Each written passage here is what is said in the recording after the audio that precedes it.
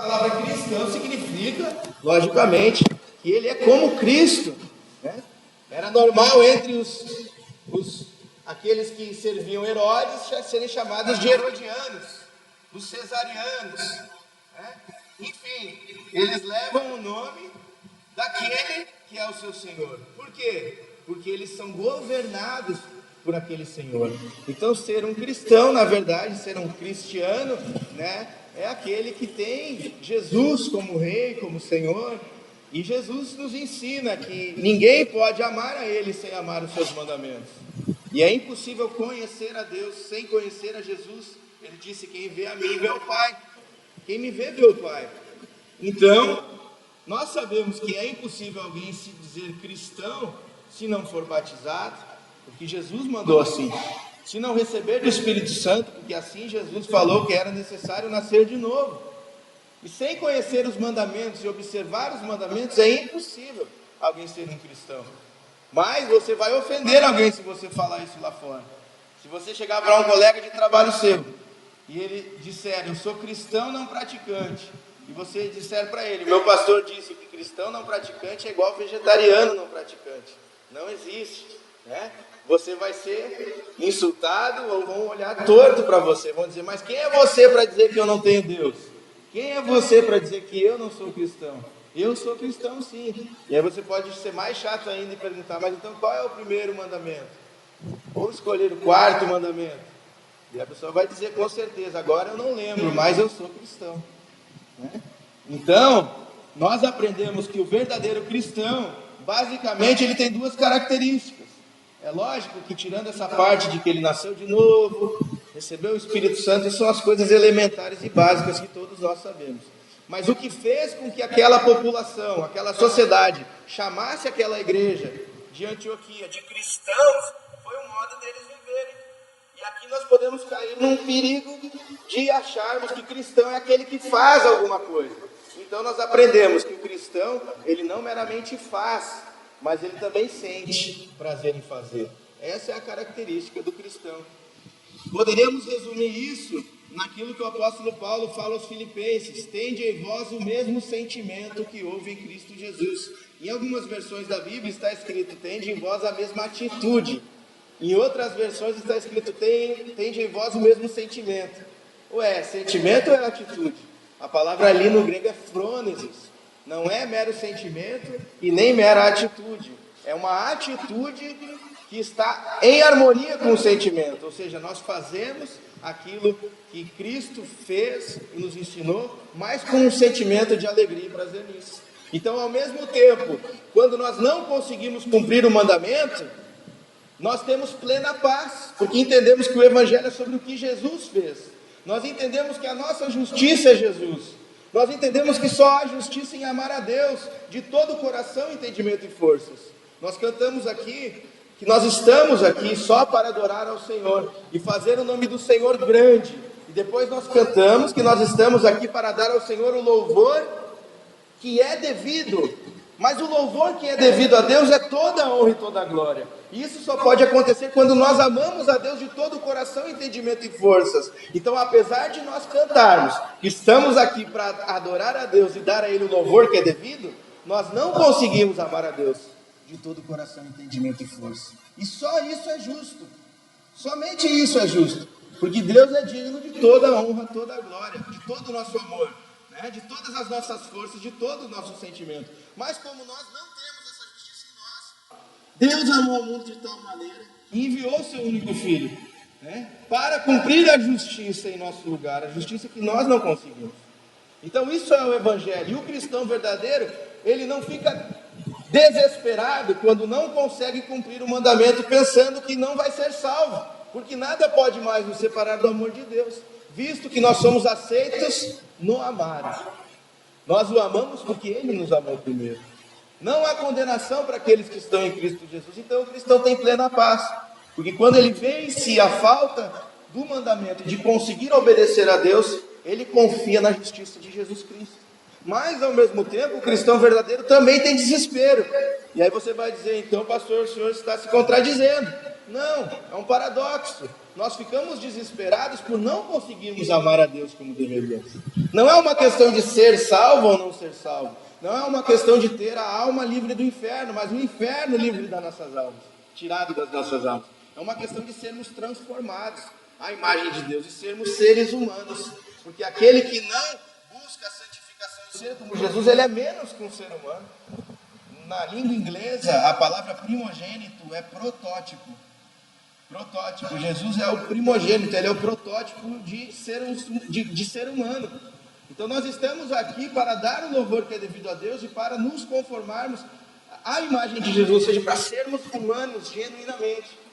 Então, o verdadeiro cristão é aquele que ao mesmo tempo ele tem um desespero por não conseguir viver a santificação como deveria, ele não leva isso de forma banal, ele não banaliza, ele não brinca com o pecado, ele não acha bobagem, pelo contrário, ele tem uma profunda tristeza por isso, mas ao mesmo tempo ele fica em paz, porque ele sabe que não é devido às suas obras, mas devido à obra exclusiva de Jesus Cristo.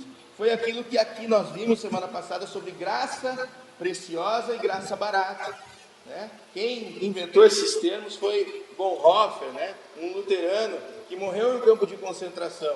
Ele escreveu esse livro Discipulado, basicamente todo esse livro é sobre graça barata e graça preciosa. E ele fala que a graça barata, ela não considera o alto preço que foi pago, porque apesar de ser graça, teve um grande preço. Imagine só, se eu chegasse para o Bruno aqui e dissesse: Bruno, olha só, sabe aquele erro que tu teve com a tua esposa? O Bernardo teve que ser morto por causa disso. Como ele se sentiria? Eu dizia que o meu filho teve que ser morto por causa do pecado dele. Ele deveria sentir uma imensa tristeza. Mas ao mesmo tempo eu digo: mas fique tranquilo, Bruno, por causa da morte do meu filho, agora nunca mais você vai ser separado de Deus. Ele vai lembrar para a vida inteira o preço que foi pago, por isso ele vai e vende tudo que tem. Se precisar, ele arranca o olho fora, porque ele quer viver no discipulado e no caminho de Jesus. Então, ele considera a graça preciosa. Esse foi o resumo do sermão passado. E hoje nós vamos meditar em uma passagem onde acontece algo muito impressionante, tá? Nós vamos fazer a leitura aqui e nós vamos ver como um rei chamado Herodes foi punido por Deus com uma morte muito violenta e dolorosa.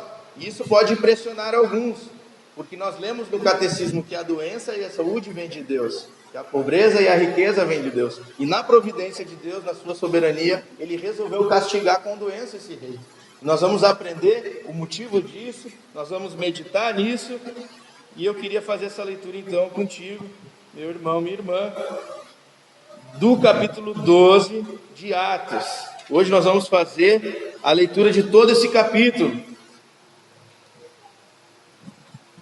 Nós vamos ver o que motivou Herodes, o que motivou Deus, a fazer isso com Herodes. Herodes estava perseguindo os cristãos por mera aprovação política. Herodes estava mandando matar cristãos só para conseguir mais glória, mais status e mais reconhecimento. E nós vamos ver ele prendendo Pedro, matando Tiago, Pedro sendo liberto da cadeia e por fim o Senhor punindo Herodes. Tudo isso está aqui em Atos 12 até o verso 25, se eu não me engano, é isso? Então vamos fazer a leitura? Está escrito assim: naquela mesma ocasião, o rei Herodes decidiu maltratar alguns da igreja e matou ao fio da espada Tiago, irmão de João. Vendo que isso agradava os judeus, prosseguiu mandando prender também Pedro e aqueles eram os dias dos pães sem fermento. Tendo detido, colocou-o na prisão, entregando a 4 grupos de 4 soldados, cada um para o guardar. E pretendia apresentá-lo ao povo depois da Páscoa. Pedro estava na prisão, mas a igreja orava a Deus com insistência em seu favor. Quando Herodes estava para apresentá-lo naquela mesma noite, Pedro estava dormindo entre 2 soldados, algemado com 2 correntes, e as sentinelas guardavam a prisão diante da porta. De repente veio um anjo do Senhor, e uma luz resplandeceu na prisão, e ele tocou o lado de Pedro e o despertou, dizendo: levanta-te depressa. E as algemas caíram dos seus pulsos. E o anjo ainda lhe disse: coloca as tuas roupas e calça as sandálias. E ele assim fez. E disse-lhe mais: põe a tua capa e segue-me. Ao sair, Pedro o seguiu, sem compreender o que estava acontecendo por meio do anjo. Era real, pois pensava se tratar-se de uma visão. Depois de passar pela primeira e segunda sentinelas, chegaram à porta de ferro que dá para a cidade, que se abriu sozinha para eles. E saindo, desceram numa rua, e logo o anjo se afastou dele. Então, caindo em si, Pedro disse: agora sei que de fato o Senhor enviou o seu anjo e me livrou da mão de Herodes e de toda a expectativa do povo judeu. Depois de refletir nessas coisas, dirigiu-se à casa de Maria, mãe de João, também chamado Marcos, onde muitas pessoas estavam reunidas e oravam. Quando ele bateu no portão do pátio, uma criada chamada Rode saiu para atender. Reconhecendo a voz de Pedro, não abriu o portão por causa da alegria, mas correndo para dentro anunciou que Pedro estava do lado de fora do portão. E lhe disseram: estás louca? Ela, porém, insistia. Mas eles diziam: é o anjo dele. Pedro, porém, continuava a bater. E quando abriram, eles o viram e ficaram espantados. Mas acenando-lhes com a mão para que fizessem silêncio, ele lhes contou como o Senhor o havia tirado da prisão e disse: anunciai isso a Tiago e aos irmãos. E saindo, partiu para o outro lugar. Logo que amanheceu, houve grande tumulto entre os soldados sobre o que teria acontecido a Pedro. Eles o procuraram, mas não o encontraram. Então Herodes interrogou as sentinelas e mandou que fossem executadas. E descendo da Judéia para Cesareia, Herodes ficou ali durante algum tempo. Herodes estava furioso com os habitantes de Tiro e de Sidom, mas estes foram à sua presença de comum acordo, depois de conquistar o apoio de Blasto, camareiro do rei. Eles pediam paz, porque a sua terra dependia do país do rei para abastecer-se. No dia designado, Herodes, vestido de trajes reais, sentou-se no trono e passou a dirigir-lhes a palavra. E o povo exclamava: é a voz de um Deus e não de um homem. No mesmo instante, o anjo do Senhor o feriu, porque não deu glória a Deus, e comido por vermes, morreu. Contudo, a palavra de Deus crescia e se multiplicava, e havendo concluído sua missão, Barnabé e Saulo voltaram de Jerusalém, levando consigo João, também chamado Marcos. Senhor nosso Deus, o Senhor nos deu essa palavra, o Senhor nos deu a tua palavra, para que nós pudéssemos aprender, ouvir do Senhor, sobre o temor do Senhor, sobre a verdadeira sabedoria, sobre odiar o mal e amar a justiça. Que nós possamos, Pai, sermos como os cristãos de Antioquia, chamados assim. Que nós possamos ter terrível, Deus, sentimento ao pecar contra o Senhor, tristeza profunda, e que isso também se transforme em resolução para vivermos diante do Senhor, Pai, retamente, de forma santa, de forma justa, Senhor. Senhor, que o Teu Espírito fale conosco nessa manhã, por meio da Tua palavra, que nós te pedimos, em nome de Jesus, amém. Irmãos, do versículo 1 ao versículo 3, Herodes decide maltratar os cristãos, vocês já viram, né? Olha lá o versículo 1, naquela mesma ocasião o rei Herodes decidiu maltratar alguns da igreja, ele decide fazer isso, então ele mata a fio da espada Tiago, irmão de João. Herodes pega Tiago, leva à frente ao povo e dá um show, né, ali de horror, na verdade, um show sanguinário, e mata a fio da espada Tiago, e ele viu que isso trouxe a aprovação dos judeus. Então ele pensou: vou fazer com outro. Quem será aquele que tem maior destaque para que eu possa matar, para que o povo judeu fique mais feliz ainda comigo? E ele pensou logo em Pedro, e Pedro era o líder da igreja naquela época. E então nós vemos aqui no versículo 3 que, vendo que isso agradava os judeus, ele prossegue, né, e manda prender Pedro. Nós também aprendemos aqui no versículo 3 que era um dia de festa para o povo judeu, era um dia santo para o povo judeu. E em dias santos, em dias de festa, eles se alegravam com a morte de inocentes, né? Era o dia dos pães sem fermento, que simboliza uma vida sem pecado, sem ódio, seu irmão, sem maldade, com amor a Deus. Mas os judeus se alegraram com a morte de Tiago. E nós vemos no versículo 4, então Pedro sendo levado preso, sobre forte escolta, não sei por que tantos soldados para guardar Pedro, né? Mas ele foi detido, é o que diz no versículo 4, foi colocado na prisão, e 4 grupos de 4 soldados, ou seja, 16 soldados, ficaram guardando ele para apresentar Pedro depois da Páscoa, quando terminasse a festa, para também ser assassinado diante do povo. Então no versículo 5 nós temos a informação de que enquanto Pedro estava na prisão, a igreja estava orando a Deus em favor de Pedro. É muito importante a igreja conhecer a dificuldade de cada irmão, estar orando pelas dificuldades uns dos outros. Então a igreja estava orando com insistência, aqui a Bíblia nos diz. Não era apenas uma oração vaga, mas provavelmente eles estavam se revezando em pedir a Deus insistentemente um livramento para Pedro. É o que hoje nós chamamos de vigílias, mais ou menos assim. Vigílias para orar, né? Não para conversar, mas vigílias de verdade, insistentemente estavam orando diante do Senhor. E do versículo 6 ao 11, então, nós vamos ver o relato de toda essa libertação milagrosa de Pedro, né? Nós vamos ver ali que ele foi algemado com 2 correntes, as sentinelas estavam guardando a porta. Verso 6, no verso 7 nós aprendemos que um anjo da parte de Deus vem, brilha uma luz, ilumina porque era escuro, e então Pedro se desperta, Pedro acorda com aquela luz, né, e levanta depressa, e as algemas caem dos seus pulsos. No versículo 8, o anjo começa a falar com Pedro, manda ele se vestir, assim Pedro obedece ele, põe a sua capa e segue o anjo. Verso 9, ao sair, Pedro segue sem compreender o que estava acontecendo. Ele não sabia se o anjo era real ou se ele estava tendo uma visão, se ele estava em um sonho sendo liberto ou se aquilo fazia parte da realidade. Então, no verso 10, nos é dito que depois de passar pela primeira e segunda sentinela, chegaram a uma porta de ferro que dava para a porta da cidade, e ela se abriu sozinha. Então, eles desceram a rua e o anjo se afastou dele. No versículo 11, Pedro cai em si, né? E diz que agora ele sabe que de fato foi um anjo que o Senhor enviou para livrar da mão de Herodes e do propósito, do ódio, né, do desejo e da expectativa de todo o povo judeu.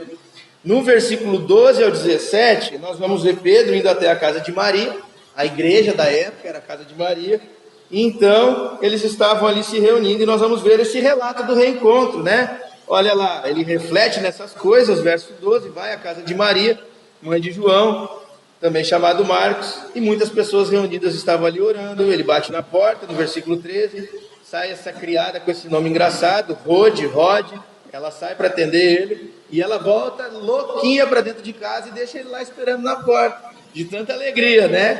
Sendo que ele estava em fuga, né? Os guardas podiam estar atrás deles.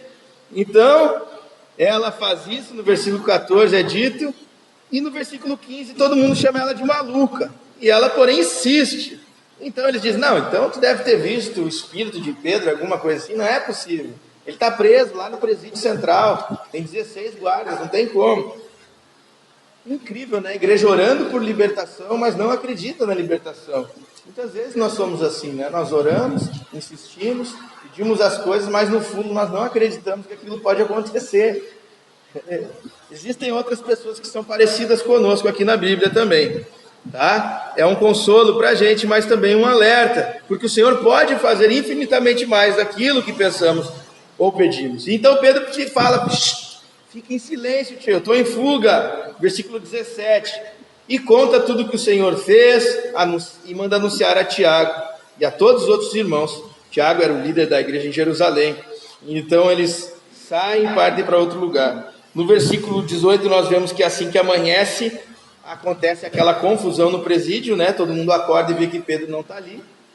Logo que amanhece, houve grande tumulto entre os soldados sobre o que teria acontecido a Pedro. Então, no versículo 19, eles começam a procurar. Provavelmente eles abrem as celas, eles procuram algum buraco, eles ficam pensando o que aconteceu, alguém se corrompeu, alguém se vendeu, alguém libertou Pedro. Então Herodes, no versículo 19, manda executar todo mundo. Herodes manda matar todos os guardas, né? Imagina só, alguém mandar matar todos os agentes penitenciários de uma cadeia da Suzete. Foi isso que Herodes fez. E descendo da Judéia para Cesareia, então Herodes fica ali durante algum tempo, nos é dito no versículo 29. Então nós temos a informação no versículo 20 que Herodes ele tinha uma rixa com o povo de Tiro e Sidom. Nós não sabemos por que dessa rixa. Nenhum comentarista bíblico e teólogo eu consegui encontrar que soubesse, nem um historiador, por que havia essa rixa. Então nós não sabemos por quê, mas havia uma rixa.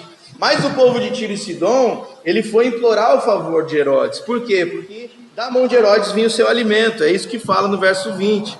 Eles conseguem uma audiência com Herodes para conseguir falar com Herodes e quem sabe conseguir o favor dele. Eles pediam paz, é dito isso no final do verso 20, porque a sua terra dependia do país do rei para abastecer-se. Então no dia designado, versículo 21, Herodes ele se veste de trajes reais, como era comum aos reis, e ele se senta no trono e ele começa a discursar para aquele povo. Ele vai ter uma audiência com aquele povo. Quando isso acontece, o povo exclama: não é a voz de um Deus, não é a voz de um homem, perdão, que está falando a nós, mas é a voz de um Deus. E então, quando isso aconteceu, no versículo 23 é dito que o Senhor, por meio de um anjo, o feriu, porque não deu glória a Deus, e comido por vermes morreu. Existe um historiador chamado Flávio Joséfo. Esse historiador ele não é cristão, pelo contrário, ele não tem nada a ver com os cristãos. E basicamente 80% da história de Israel foi escrita por Joséfo. Ele tem 2 livros grandes, História do Povo Hebreu e Antiguidades, tá? E se você for a Israel ou perguntar para um judeu sobre a história do povo de Israel, ele é o principal historiador disparado. Como eu disse, 80% da história de Israel foi escrita por Joséfo. Ele foi filho de um sacerdote, de um sumo sacerdote. O livro dele é tão legal, a história dos hebreus, a gente não pode se fiar nisso, né? Mas se você for ler, ele inclusive conta, por exemplo, assim, Moisés e o faraó lá, como que foi a conversa deles? E são páginas e páginas da conversa. Porque os judeus tinham aquele costume da tradição oral, né? Que o pai passava para o filho aquilo que aprendia. E o seu pai, por ser sumo sacerdote, ele passou para José qual foi a conversa. Por exemplo, de Abraão com Deus no Monte Moriá. Muitas coisas que a gente não tem na Bíblia, nós não podemos crer que é verdade. Eu só estou falando isso para que a gente saiba que José, de fato, tinha um grande calibre aqui teológico, né? E conhecimento histórico. Ele foi o maior historiador de Israel. E no seu livro Antiguidades, é incrível que ele conta a mesma coisa que o livro aqui de Atos. A mesma história num livro de história israelita. No livro Antiguidades, Flávio Joséfo diz o seguinte sobre esse episódio: ao ser informado que ali havia um festival celebrado para se fazerem votos pela sua segurança, em cujo festival uma grande multidão de pessoas principais se tinha reunido, as quais eram de dignidade através da sua província, no segundo dia dos tais espetáculos, ele se vestiu de um traje feito totalmente de prata e de uma textura verdadeiramente maravilhosa, e veio para o teatro de manhã cedo, ao tempo em que a prata de seu traje, sendo iluminada pelo fresco reflexo dos raios do sol sobre ela, brilhou de uma maneira surpreendente e ficou tão resplandecente que espalhou horror entre aqueles que olhavam firmemente para ele, e no momento seus bajuladores gritaram, um de um lugar e outro de um lugar, ainda que não para o bem dele, que ele era um Deus, e acrescentavam: sê misericordioso conosco, pois ainda que até agora te tenhamos reverenciado somente como um homem, contudo doravante te teremos como superior à natureza mortal. Então é isso que José fala. Ele estava com uma roupa toda de prata, o povo estava todo olhando fixamente para ele. Vocês precisam entender a mentalidade pagã da época, que pensavam que os reis, que os faraós eram semideuses. Então das mãos de Herodes vinha todo o alimento para o povo. Então quando reflete o sol na prata, eles ficam horrorizados com o brilho, e eles falam: até agora nós te tratamos por homem, mas você é um Deus, você é um semideus. Foi isso que aconteceu. E então, quanto a isso, o rei não os repreendeu, é dito por José. Tá? Quanto a isso, o rei não os repreendeu, nem rejeitou sua ímpia bajulação, mas estando ele presente, depois olhou para cima, viu uma coruja pousada numa corda sobre a sua cabeça, e imediatamente entendeu que este pássaro era o mensageiro de más notícias, como tinha antes mensageiro de boas notícias, e caiu na mais profunda tristeza. uma dor severa também apareceu no seu abdômen e começou de maneira muito violenta. Ele, portanto, olhou para seus amigos e disse: eu, a quem chamais Deus, estou presentemente chamado a partir dessa vida. Enquanto a providência assim reprova as palavras mentirosas que vós agora mesmo me disseram, e eu, que por vós fui chamado imortal, tenho que ser imediatamente afastado depressa para a morte. Quando ele acabou de dizer isso, sua dor se tornou violenta. Desse modo ele foi carregado para dentro do palácio, e o rumor espalhou-se por toda parte que ele certamente morreria dentro de pouco tempo. E quando ele tinha se esgotado muito pela dor do seu abdômen, durante 5 dias, ele partiu desta vida. Esse é o relato de Flávio Josefo, historiador. Outros historiadores dizem: os vermes começaram a comer a carne de Herodes, literalmente. Ele começou a sofrer putrefação da carne, de tal maneira que era insuportável permanecer ao seu lado devido ao mau cheiro. Dessa forma, Herodes morreu só e com terríveis dores. Esse foi o relato dos historiadores do que aconteceu aqui. Então nós temos no versículo 24 e 25 a informação de que a palavra de Deus se multiplicava. E sempre é assim em Atos, né? Se multiplicam as conversões, se multiplica a palavra nunca para, a palavra se propaga. E no versículo 25 nós vemos então Barnabé e Saulo voltando, né, de Jerusalém, e agora eles levam mais um missionário, chamado João, também por alguns denominado Marcos. Qual é a aplicação prática desta mensagem? O que nós devemos aprender através dessa mensagem? O coração do texto está no versículo 23. No mesmo instante, o anjo do Senhor o feriu. Prestem atenção, esse é o coração do texto. E olha o motivo pelo qual o anjo do Senhor feriu Herodes: porque ele não deu glória a Deus. Herodes foi comido por vermes porque ele não deu glória a Deus. Então, o que aconteceu aqui, irmãos, foi um juízo divino, tá? Daquilo que vai acontecer no último dia. Deus deu uma antevisão do último dia. A Bíblia nos ensina que Deus julgará todos dessa maneira: aqueles que estão em Cristo para a vida eterna e aqueles que foram guiados pelo seu ventre, que tiveram o seu ventre como Deus, esse mundo como aquilo de maior valor. E a Bíblia fala que Deus julgará dessa maneira, com terrível dor, com terrível morte. O verme, né, que não para de comer, o choro que não para de gritar, né, os dentes que não param de ranger. Em um lugar onde a presença graciosa de Deus, ela será banida das pessoas. Então, nós já temos visto aqui em Atos, por exemplo, Ananias e Safira, também aconteceu praticamente a mesma coisa. Quase todos aqui estavam no sermão, aonde foi pregado aqui sobre a disciplina de Deus, sobre Ananias e Safira. Eles compraram um campo, uma propriedade, venderam e mentiram para o Espírito Santo que tinha sido um valor, né, e foi outro, e então eles caíram mortos ali diante da toda a congregação. E para quem não lembra desse sermão, qual foi o título desse sermão? Foi que Deus, ele pregou um sermão de disciplina, tá? Irmãos, fiquem tranquilos, só está ventando, um vento forte, não tem nada demais, tá? Fiquem tranquilos. Vamos prestar atenção na palavra. Então, naquele dia de Ananias e Safira, nós vimos que Deus pregou um sermão para a igreja. Ele pregou um sermão para a igreja. Ele pregou a própria palavra, mostrando que nós não deveríamos viver achando que Deus era como um homem. Pelo contrário, nós teríamos que ter um grande temor diante de Deus. Nós não poderíamos mais viver na capa e na mentira e na máscara da religião. Durante todo o tempo antigo, o povo de Israel, o povo judeu, ele viveu essa vida de cumprir cerimônias, cumprir rituais, fazer os sacrifícios, mas sem o coração no Senhor, né? E agora, com o derramamento do Espírito Santo, com Jesus tendo vindo, não admitiria mais o Senhor essa vida apenas de religiosidade externa. Não adianta só levar o dízimo, não adianta só ir à igreja.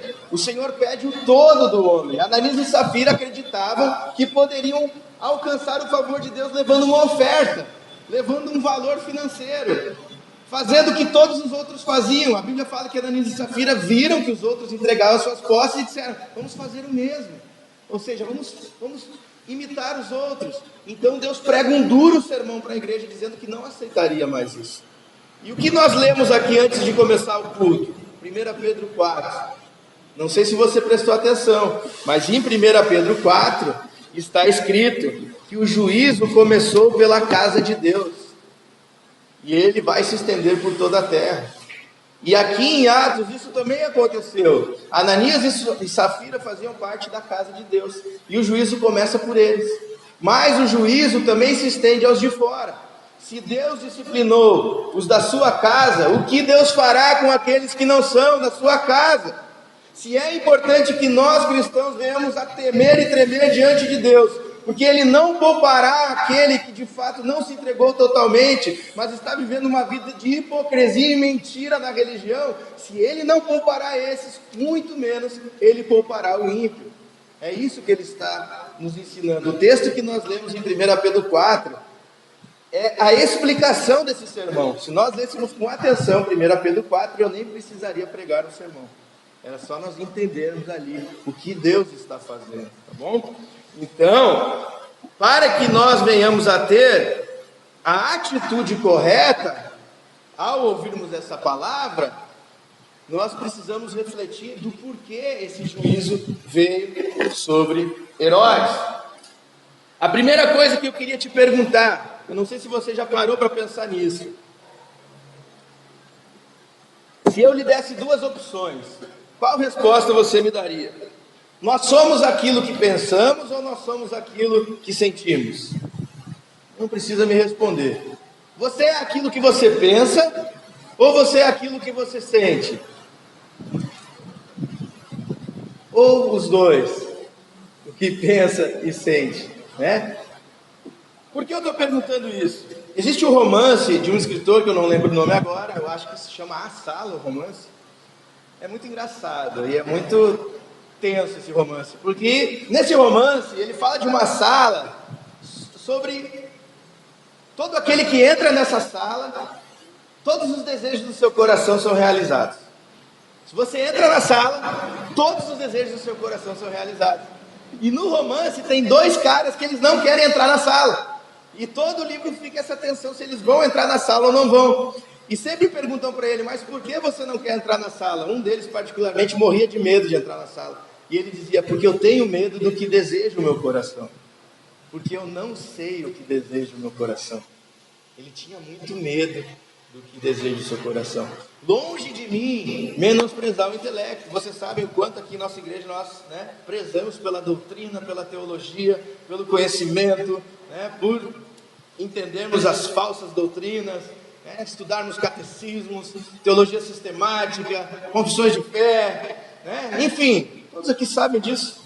Mas na realidade, se nós formos pensar profundamente, refletir profundamente, o homem é aquilo que o homem exterior é, aquilo que o seu homem interior é. É lógico que o nosso homem exterior é feito da nossa mente e dos nossos sentimentos. Mas se nós fôssemos prestar bastante atenção sobre o que faz com que nós tenhamos todas as atitudes que nós temos, nós vamos aprender que é o nosso coração. Irmãos, prestem atenção aqui, não tem nada de errado lá fora, é só vento. Todos nós já vimos vento, tá? Então, se nós formos prestar atenção sobre o que nos motiva e o que nos move, nem sempre aquilo que nós pensamos é aquilo que nós fazemos. Quantas coisas você sabe que é errado e mesmo assim faz? Ou seja, o ser humano não é aquilo que pensa. O ser humano não é um conjunto de doutrinas. O fato de eu crer na doutrina certa, de eu conhecer a doutrina certa, não significa que eu viva a doutrina certa. Por exemplo, eu sei que eu devo comer salada, eu sei que eu devo comer legumes, eu sei que eu devo comer verduras, mas isso não muda o meu apetite. Isso não tem poder para transformar o meu desejo. E eu nunca como salada, e nem legumes, e nem verduras. Provavelmente eu posso ter algum problema por isso, quem sabe Deus possa assim me mudar, para que eu tenha uma alimentação mais saudável. Mas o fato de eu saber que a minha alimentação não está sendo saudável, isso não muda a minha vontade. Por quê? Porque nós somos guiados pelos nossos desejos. O homem é um ser erótico. Falar a palavra erótico hoje, por causa da pornografia, parece algo ruim, mas a palavra erótico vem de eros. O do amor. O homem é um ser faminto por amor. O homem é um ser que ele deseja muito, ele é um ser cheio de compulsões, cheio de impulsos, tá? Então, se nós fôssemos decidir e pensar bem sobre o que nos motiva, o que nos faz realizar tudo o que fazemos, com certeza é o nosso coração. O nosso coração é o peso, a bússola que nos guia sem descanso até que encontre o objeto do seu amor. O ser humano é um ser teleológico, isto é, ele sempre terá uma meta, um ideal e uma visão de felicidade. O que eu quero dizer sobre que o nosso coração é uma bússola? Prestem bastante atenção, que se nós não entendermos isso, nós não vamos entender mais nada hoje. Alguém já brincou com uma bola dentro da piscina, tentando afundar essa bola? A bola ela não entra embaixo d'água por causa da sua densidade, por causa do seu peso, né? E ela flutua. Alguém já jogou uma pedra na água ou no rio? A pedra vai para o fundo da água na hora, por causa da sua densidade. Ou seja, a pedra não para, ela está em desespero até que ela encontre o seu objeto. Mas o que guia ela é o que? O seu peso. Assim a bola também, ela fica desesperada, né? Para subir, ela fica em constante movimento até que ela encontra o objeto, né, do seu desejo, que é ali fora da água, né? Nossos corações são assim também. Santo Agostinho dizia: o meu peso é o meu amor, para onde sou levado é o meu amor quem me leva. Santo Agostinho dizia: criaste-nos para ti, e nosso coração não tem sossego enquanto não repousar em ti. Ou seja, o coração daquele que nasceu de novo, ele está como uma bola embaixo d'água, desesperado, e ele vai ficar inquieto, se movendo para um lado e para o outro, até encontrar o Criador. E todo aquele que tem o Espírito Santo vai ter esse mesmo desejo. É tão importante isso que a Bíblia chega a nos dizer em Provérbios que sobre tudo que devemos guardar, nós devemos guardar o nosso coração, porque dele procede as fontes da vida. Nós somos seres vorazes e compulsivos. Nós poderíamos parafrasear Agostinho e dizer o seguinte: temos fome de ti, e nossas barrigas roncarão de fome até nos alimentarmos de ti. É mais ou menos isso. Mas e por que isso é importante para o sermão de hoje? O que tem a ver isso com o sermão de hoje? O que tem a ver é que o juízo de Deus é justamente que Deus dá a cada um segundo o seu próprio desejo. No último dia, Deus dará a cada um segundo o seu desejo, segundo aquilo que cada um buscou a vida inteira, segundo aquilo que cada um desejou e amou a vida inteira, e recompensará cada um de acordo com a sua fome, de acordo com o seu desejo, porque esse desejo e essa fome vai te levar a fazer muitas coisas, e a Bíblia fala que Ele julgará cada obra do ser humano. Então, ao invés de falar de obras, eu estou indo na raiz, no coração, que é a bússola e o direcionador das nossas atitudes. Pensem bem, irmãos, por que existiam tantas leis alimentares no Antigo Testamento? Era justamente para ensinar os homens que tudo aquilo que nós consumimos, tudo aquilo que o nosso estômago nos pede, tem uma consequência. Se nós nos alimentamos daquilo que é puro, nós teremos uma consequência de pureza. Mas se nós nos alimentamos de tudo aquilo que o nosso estômago deseja, que a nossa fome deseja, então nós teremos uma consequência drástica, uma consequência terrível. É por isso que Deus deu as leis alimentares, para nos ensinar e para apontar para algo infinitamente superior. E quando Jesus foi confrontado com a lei cerimonial, Jesus responde: tolos são vocês que não entenderam nada, porque o que contamina o homem não é o que sai, mas o que entra. Jesus estava ensinando daquilo que nós nos alimentamos. É por isso que nós vemos, por exemplo, Jesus dizendo: eu tenho uma comida e uma bebida que vocês não conhecem. Ou seja, eu sou motivado, eu tenho uma fome, eu tenho uma bússola da alma, eu tenho um desejo, um peso em meu coração, que ele é guiado e norteado para algo que vocês não conhecem. É por isso que Davi fala nos Salmos: a minha alma tem fome, a minha alma tem sede do Deus vivo. Até quando eu irei e me verei com ele? Então, se nós queremos ler essa passagem de Herodes sendo comido por vermes, ele literalmente começou a ser comido por vermes. Herodes foi tão desgraçado que hoje na medicina existe uma doença chamada mal de Herodes, tá? Então, Isso ficou conhecido por todos. Ele foi comido vivo, começou a ficar putrefado pelos vermes. E se você for estudar a medicina, você vai ver que os vermes eles se alojam realmente no intestino, justamente por conta daquilo que nós comemos. Então Deus estava mostrando que a fome de Herodes o levou a essa desgraça. Os seus desejos o levaram a um terrível juízo. Vejam bem, o que o povo judeu queria? O povo judeu queria a morte de Pedro. O que o povo judeu queria? O povo judeu se alegrou com a morte de Tiago. O que o povo de Deus queria com Jesus? A morte de Jesus. O que aconteceu com o povo judeu? Holocausto. O que aconteceu com o povo judeu no ano 70? Jerusalém foi queimada, saqueada. Eles desejaram a morte em seus corações. Eles tiveram fome por morte. E eles receberam morte no juízo. Isso deve nos inspirar tremor e temor. Isso precisa nos gerar temor e tremor diante de Deus. Eles queriam um monopólio da fé. O que aconteceu com Israel, irmãos? Qual é o maior símbolo de beleza? Se você olha uma foto de Jerusalém, uma mesquita. Eles queriam ser conhecidos como o centro da palavra. E hoje qualquer foto de Jerusalém há bem destacado um símbolo da fé muçulmana, que é a oposta deles. Os judeus perderam toda a moral para o ensino na época de Jesus. E eles queriam o fim do cristianismo. O que aconteceu? Um avivamento cristão. Aconteceu tudo o oposto daquilo que o povo judeu queria. O que o povo judeu queria era isso, e o oposto aconteceu. Por que isso? Porque o pecado da idolatria sempre nos dará o oposto daquilo que buscamos. Porque a idolatria é a fé em um outro Deus. Se você deseja algo que não seja Deus, se a sua fome é por algo que não é Deus, e nesse algo você busca saciar o seu prazer, o seu apetite, esse algo vai lhe dar o oposto. Veja bem, aquele que busca a embriaguez, ele busca o quê? Alegria. Qual é o final daquele que é tomado de alcoolismo? Depressão. Ele busca alegria, e não tem um bêbado que não é chorão. Depois de um tempo, todo mundo é meu parceiro, abraça e chora. Tristeza. O álcool é um elemento depressivo, ele é depressivo, não é antidepressivo. Se você estudar, você vai ver que o álcool ele traz depressão.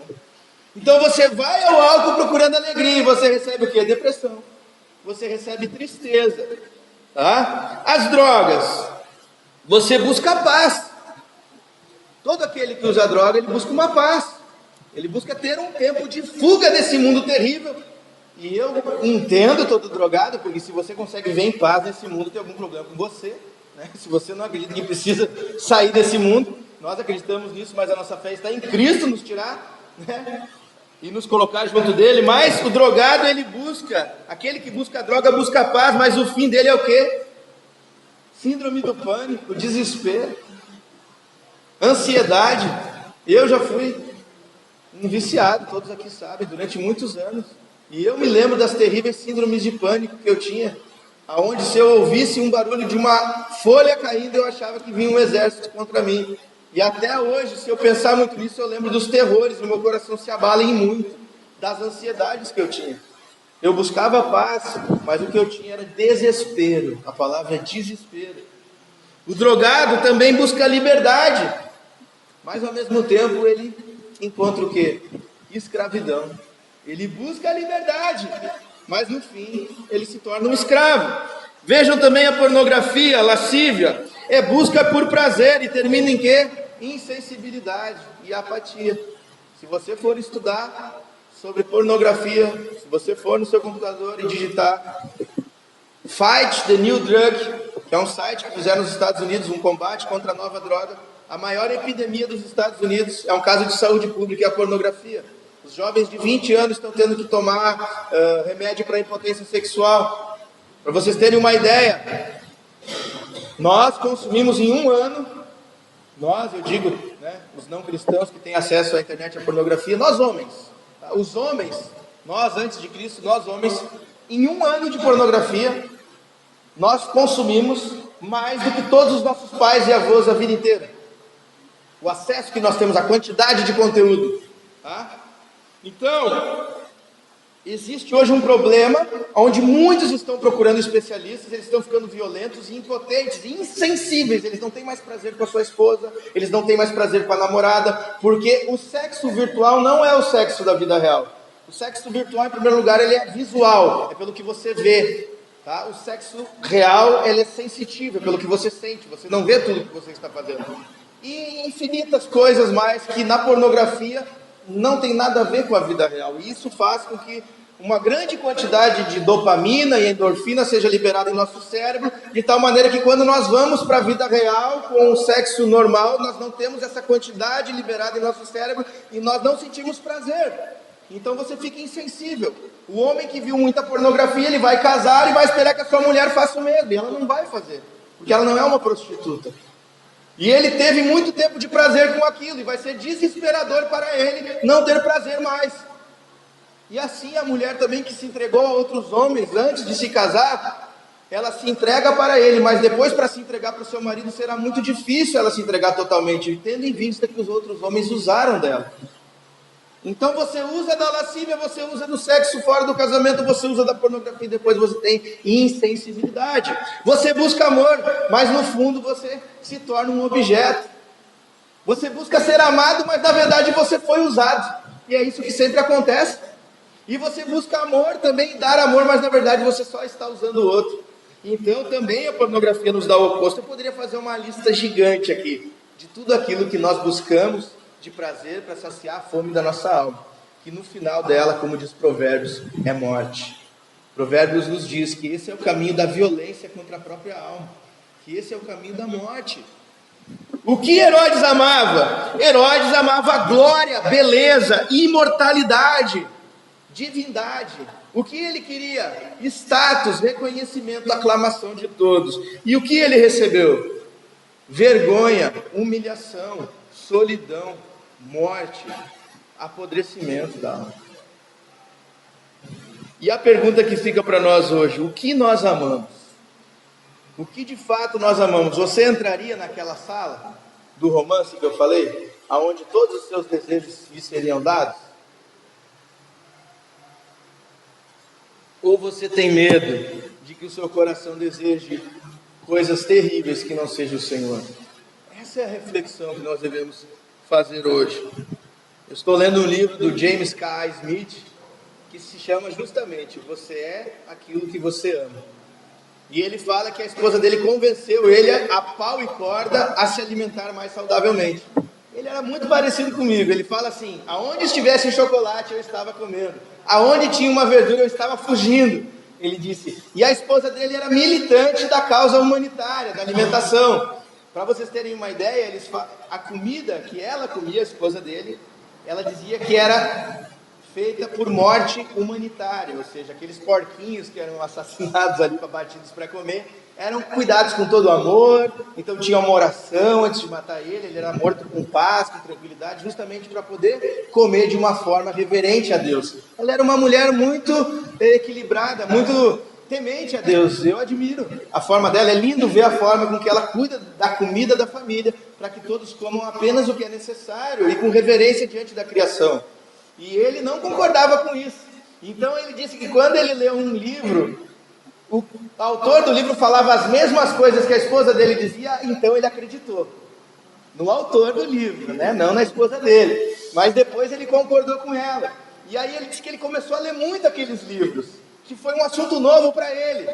E ele falava que ele estava admirado com aqueles livros e que um dia ele estava sentado em um lugar lá nos Estados Unidos, aonde é a maior rede de fast food, aonde é o oposto de tudo aquilo que a esposa dele estava ensinando a ele e que o livro estava ensinando a ele. E ele disse que ele se pegou comendo um grande cachorro quente, lendo o livro e fazendo assim, que ele concordava com tudo que o livro estava dizendo. E aí então ele parou e disse: meu Deus, eu estou naquilo que o autor chama de um inferno da cultura fast food. Eu estou concordando, mas eu estou comendo um cachorro quente gigante dessa indústria. Então ele se deparou a escrever esse livro que ele disse: nós somos aquilo que amamos. O fato dele entender o que era certo não mudou o desejo dele de comer um grande cachorro quente.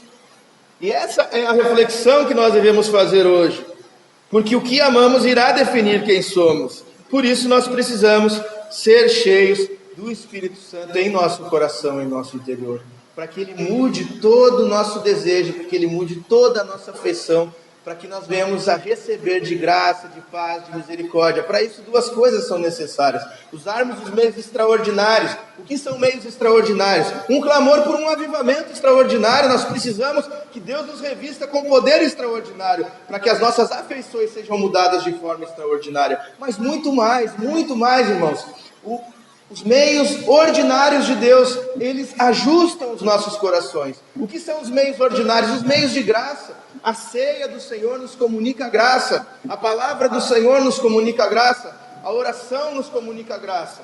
Então, se nós queremos um coração ajustado, se nós queremos guardar o nosso coração, limpar o nosso coração, é extremamente importante atentarmos para os meios de graça.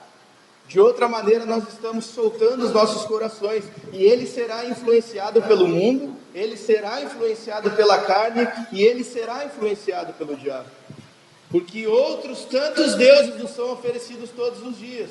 O entretenimento é um deles, a pornografia, como eu disse, essa busca por lazer desenfreado, essa loucura que é o mundo lá fora. E se você não meditar na palavra de Deus de dia e de noite, se você não usar os meios de graça, a oração, seu coração está aberto para o mundo. Então, acabou o tempo de brincar com as coisas de Deus. Se nós temos a palavra de Deus mostrando que Ele começa o seu juízo por sua casa, e assim foi com Ananias e Safira. E se nós temos a palavra de Deus hoje nos ensinando o juízo que aconteceu com os de fora, como nós viveremos da mesma maneira, irmãos? Como nós negligenciaremos? Você não pode passar mais um dia no seu pecado. Se você está vivendo no pecado, se o seu coração está se inclinando para o pecado, o discipulado é essencial. Você precisa buscar a curadoria do seu coração e cuidar dele. Você precisa reconhecer Jesus Cristo não só como um Salvador, mas também como um Senhor. E há uma grande diferença em receber a Cristo como Salvador e como Senhor. Salvar é a estratégia mais poderosa de Deus em Jesus Cristo, né? E a sua especialidade. Mas Ele também é Senhor. E Ele é Senhor sobre os nossos corações. Ele governa e rege os nossos corações com seus mandamentos. Com seus mandamentos por meio da sua palavra. Então, irmãos, é extremamente importante nós buscarmos saciar essa nossa fome e essa nossa sede somente nele. Deus mais uma vez trouxe juízo também sobre Adão e Eva. O que eles desejaram? Qual foi a tentação de Satanás a eles? Vocês serão como Deus. Qual foi o resultado? O oposto. Satanás falou: se vocês comerem do fruto, vocês vão ser igual a Deus. Eles já eram igual a Deus. Na verdade, o que manteria eles iguais a Deus era a comunhão com Deus. Mas eles receberam a morte. Eles receberam a separação de Deus por buscar fora de Deus aquilo que só Deus pode nos dar. E nós precisamos cuidar disso todos os dias, irmãos. Como eu disse, se você ainda tem vivido essa luta, se você ainda tem visto que o seu coração se inclina para tantas coisas más, hoje é o dia do fim disso. É hoje, não é amanhã. Não pode ser amanhã. Não pode passar mais um dia sem que você arranque isso do seu coração pelo poder do Espírito Santo. Você não pode mais, de maneira alguma, tendo recebido a palavra do Senhor, o batismo do Senhor, tendo participado da ceia domingo após domingo, continuar vivendo, buscando em outros deuses aquilo que só Deus pode te dar. Você não pode buscar naquilo que o mundo diz a solução para o seu casamento. A solução para o seu casamento não é o divórcio. A solução para o seu marido não é xingar ele, não é fazer greve de sexo. Sendo bem claro, irmãos, não é virar o demônio dentro de casa para ver se o seu marido se conserta, mas é o preceito do Senhor, é ser temente a Deus, ganhar o seu marido sem uma palavra, buscar ao Senhor e lutar para que jamais você se divorcie. Mas o mundo vai lhe oferecer o divórcio e outro casamento como solução. E vice-versa, os homens também. Não está na pornografia e nem em outra mulher a solução para o seu problema conjugal. A solução está em buscar o Senhor. E assim eu poderia também aqui novamente abrir uma lista infinita de exemplos, né, sobre a solução para cuidado dos nossos filhos, né, para nosso bem-estar financeiro, enfim, tudo que diz respeito à vida e à paz. Nós precisamos ser crentes, irmãos. O que é um crente? Aquele que tem realmente fé, que confia que Deus é bom e a sua palavra sempre é carregada de bondade. E hoje eu repito, é o último dia e deve ser o último dia. Se você ainda tem buscado fora da palavra de Deus resolver os seus problemas, alguém que lhe ofendeu, então agora ele vai ver, agora eu vou tratar ele e ele vai aprender a solução. Mas a Bíblia diz que a ira do homem não opera a justiça de Deus, que nós devemos amar, orar e abençoar aqueles que nos perseguem. Enquanto você insistir fazer da sua maneira, enquanto você insistir fazer do seu jeito, enquanto você insistir buscar com o seu coração outro Deus, outra solução, outra salvação, outro evangelho, o resultado vai ser sempre o oposto do que você está buscando. Você vai procurar a felicidade e vai ter tristeza. Você vai procurar a paz e vai ter desespero. Você vai procurar ter descanso e vai ficar ansioso. E por isso Deus está falando com a igreja hoje, porque Ele é um Pai que nos ama. Ele é um Pai que nos ama e quer ver o nosso coração muito bem cuidado. Nós possamos aprender com esse exemplo de Herodes. Não somos ímpios, estamos em paz com Deus. Temos certeza que não seremos comidos por vermes, né? Não somos como Ananias e Safira, graças a Deus. Mas precisamos fazer essa reflexão profunda. Entraríamos naquela sala? Como está o nosso coração? Que nessa semana você decida que o seu coração de fato seja transformado pelo Senhor e seja cheio da graça do Senhor. Como nós faremos isso? Não esqueçam, pela palavra de Deus, pela oração, assim o nosso coração vai ser cuidado e a vida de Deus vai se manifestar. Nós devemos olhar para essa palavra e tremer diante do Senhor e temer aquele que julga os vivos e os mortos, aquele que diz que a mim pertence a vingança e coisa horrível é cair nas mãos dos Deus vivos. A Bíblia fala, considerai a bondade de Deus, mas ao mesmo tempo, considerai a severidade de Deus. E assim nós devemos viver em santo temor àquele que é santo. Amém, irmãos? Vamos ficar em pé? Vamos participar da ceia do Senhor?